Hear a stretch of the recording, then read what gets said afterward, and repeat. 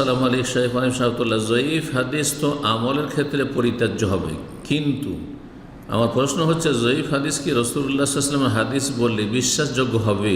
বিশ্বাসযোগ্য হলে তো আমলযোগ্য হইতো। যদি বিশ্বাসযোগ্য হইতো তাহলে আমলযোগ্য হইতো। যেহেতু আপনার হাদিসের সনদ সূত্র সহি নাই, জয়ীফ, সুতরাং এই বিষয়বস্তু যেটি হাদিসে রয়েছে সেটি আমার কাছে সাব্যস্ত হলো না, সন্দেহপূর্ণ।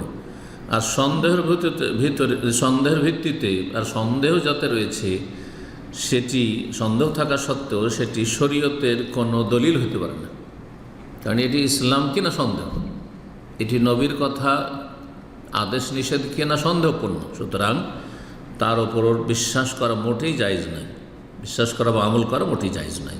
এই জন্য জয়ীফ হাদিস আমল করা জায়েজ নাই। কিন্তু হালকা জয়ীফ যদি হয় আর সেটার সমর্থ কিছু হাদিস থাকে যা দিয়ে হাসানের পর্যায়ে চলে যায়, হাসানের গায়রি, তখন আমল করা যেত। আসসালামু আলাইকুম শাইখ ওয়ালাইকুম সালাতুল্লাহ।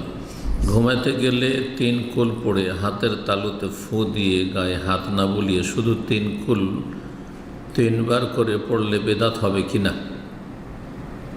সুন্নতের খেলাফ হবে, বেদাত বলা যাবে না, কারণ কাজটি তো সহি করেছেন কিন্তু অসম্পূর্ণ করেছেন।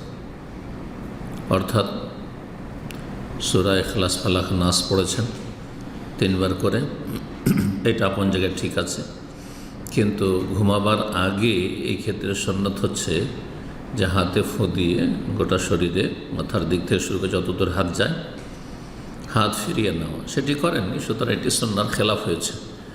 সুন্নাহর খেলাফ না করে যদি কেউ অজান্তে করে অসুবিধা নেই, কিন্তু যখন জানছেন সহি সুন্নাহ তখন আপনি তাতে বা কোনো অসুবিধা নেই, ব্যস্ততা নেই হাতের, সুতরাং সহি সুন্নাহ মোতাবেক আমল করবেন যাতে পূর্ণ সওয়াব পান।